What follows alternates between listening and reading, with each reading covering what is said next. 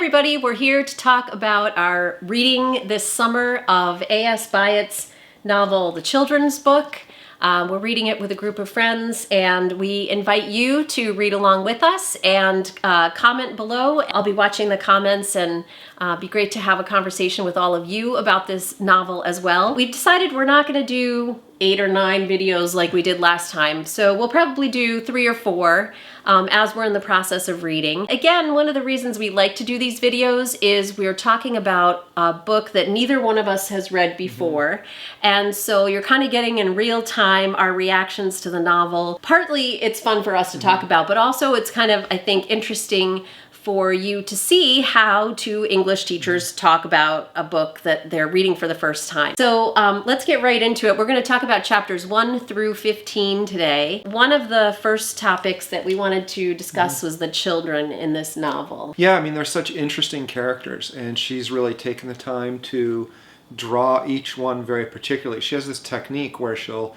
start a paragraph with a child's name and then go into their reaction to a particular event, and she'll kind of go through the list of characters. And that's really good because it's really clear and orderly. But then what is terrific is later on there'll be another event, and the way the child reacts seems to really line up well with what she said earlier. The characterization is really like full and interesting and rich, yeah. Yeah, and she clearly loves kids. Yeah. And she sees these kids as having these very rich lives. Particularly Philip is the one who is, I think, moving towards center stage. Well, I thought so too, but then as you get farther along, he sort of gets dropped for Tom for a little while.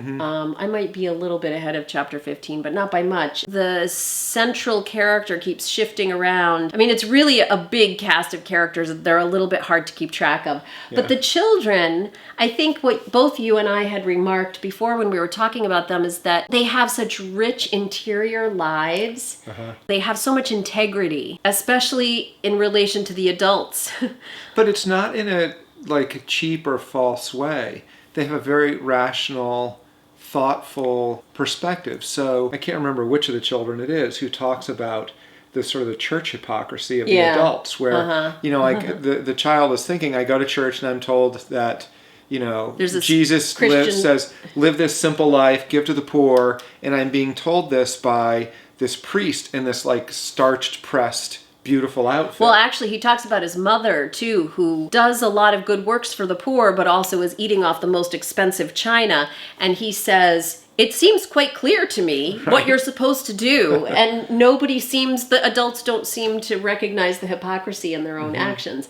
So, and that's just one example. Like, the kids are constantly making these kinds of observations. Like you said, Byatt seems to really like children. Yeah. The children are all, or many of them, are on that cusp between childhood and adulthood and trying to figure things out. And the adults are either clueless or hypocritical or bad stuff's going to happen. Yeah, okay, so that's what you said is you... But I want to hold on to the child thing for a moment because it's not all perfect on the island in a sense, right? There is that hierarchy of the children. So the children aren't all good to one another either. Right. Yeah. And I don't know if that's sort of particularly realistic or what, but I think, again, it's that depth of character and depth of understanding.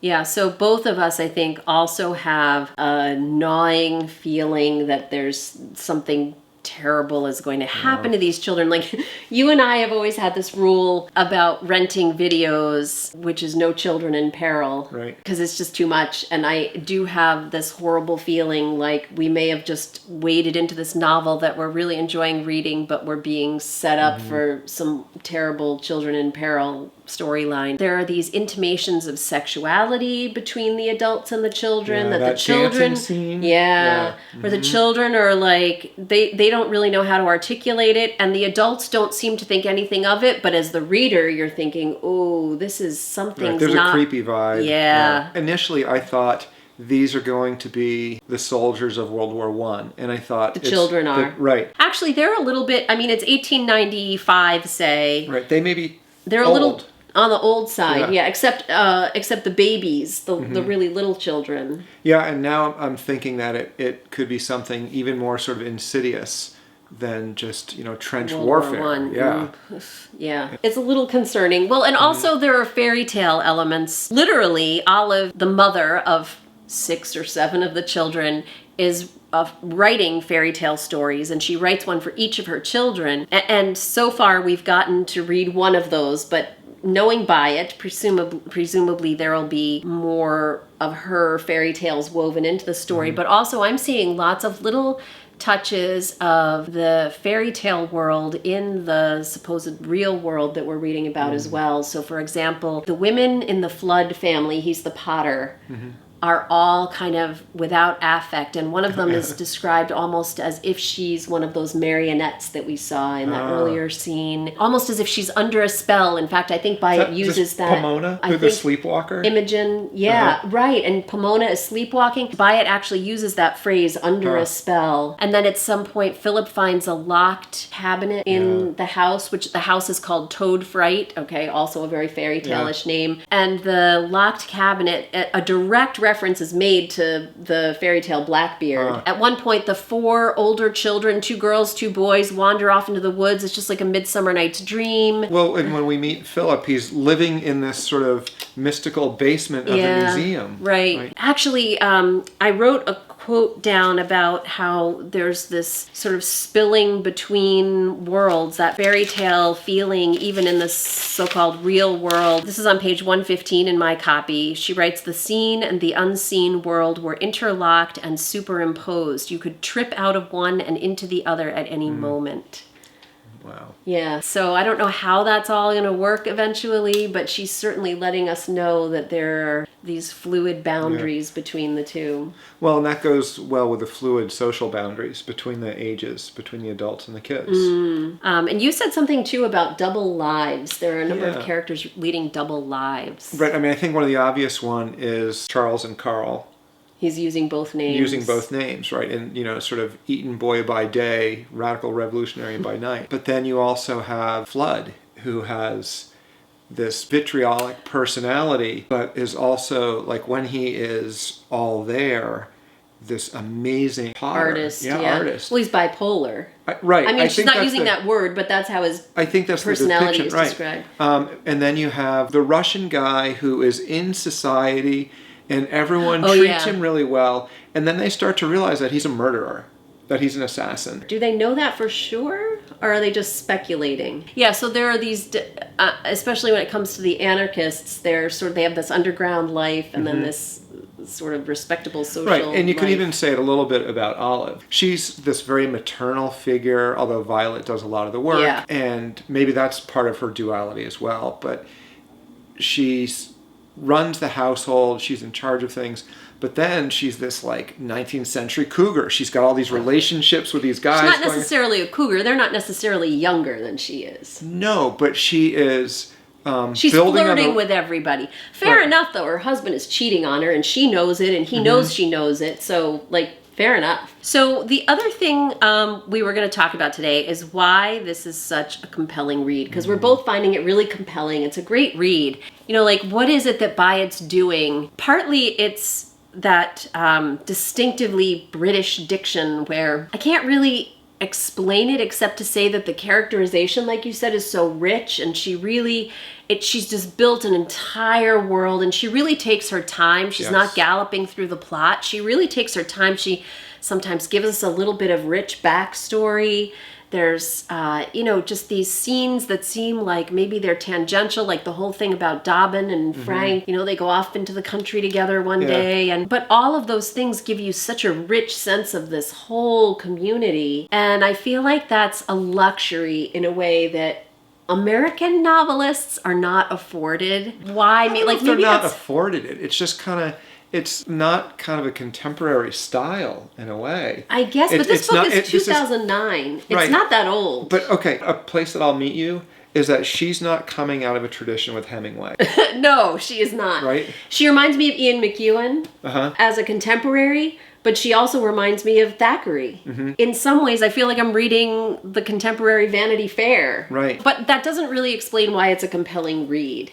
I think she's using a lot of visceral details, sensory details. She's describing these lavish pots in great detail, and she has information. She's using the right terminology for making pots. She knows what kinds of materials the potter is using, how he fires the pots. Right. So there's that level of detail that makes it really compelling and believable and interesting. Well, and I think that level of detail, like pin dust, that's such a particular word. Yeah, And right. it's a particular thing that creates a particular color.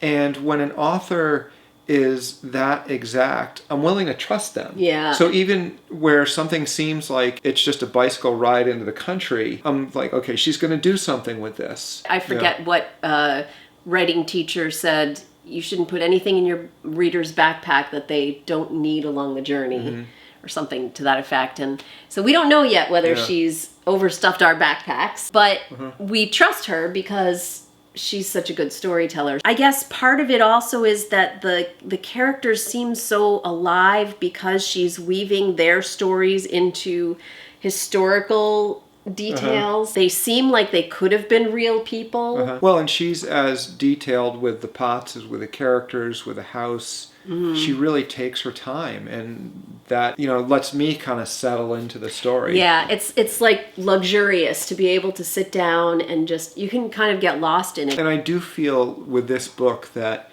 if there's a strand that I choose not to follow, that's okay, because there are so many strands going here, and it would be really hard on one go through to sort of get the whole book. And so I'm okay letting some strands go. Whereas in some contemporary literature, there are only 2 or 3 strands, and if you let something go, you'll miss the whole point of the book. Yeah.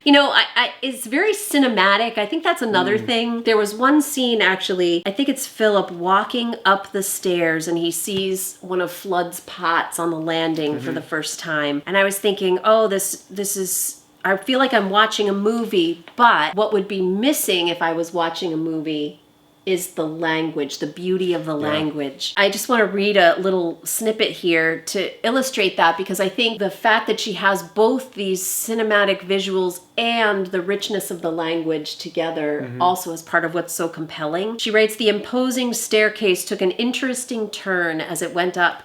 In an alcove at the turning, standing on an oak coffin stool, was a jar. It was a large earthenware vessel that bellied out and curved in again to a tall neck with a fine lip. The glaze was silver gold with veilings of aquamarine. The light flowed round the surface like clouds reflected in water. It was a watery pot. There was a vertical rhythm of rising stems, water weeds, and a dashing horizontal rhythm of irregular clouds of black-brown wriggling commas, which turned out, inspected closely, to be lifelike tadpoles with translucent tails." And she goes on, but I mean, even just the description of the pot, she's using such beautiful, specific language. Part of the pleasure is not just what you're picturing, but how she's telling you to picture it. So, anything else for these first 15 chapters? Part of what I like is the characters, particularly the adults, aren't tidy. There are problems that these people have. But even the people who have these sort of problems, they're interesting people. And so I want to know how this is going to work out for them. It's not that we like them in the sense that we would want to spend time with them necessarily, but we find them interesting. Right. One of the interesting things is we have all these artists in this book, and there's all this language and scenery and development about creativity and artistry, and maybe that's something we could talk about in a future video. But she's not romanticizing it. No. Right? Right. I mean, I think that's unusual for a writer to not romanticize art. In fact, there's this scary undertone. It's not Perrault's Cinderella. It's the Grimm brothers' Cinderella. Yeah. Well, so for instance, I'm curious what's going to happen when Philip surpasses Flood as a potter. Oh. And how's Flood going to deal with that? Yeah, I haven't even thought that far. Yeah. So that's it for the first 15 chapters of the children's book. We'll be back again soon. I don't know, whenever we both end up on the same page roughly at the same time. We'll be back to talk about the next set of chapters. I hope you'll read along with us and leave some comments in the comment section below. We look forward to hearing from you.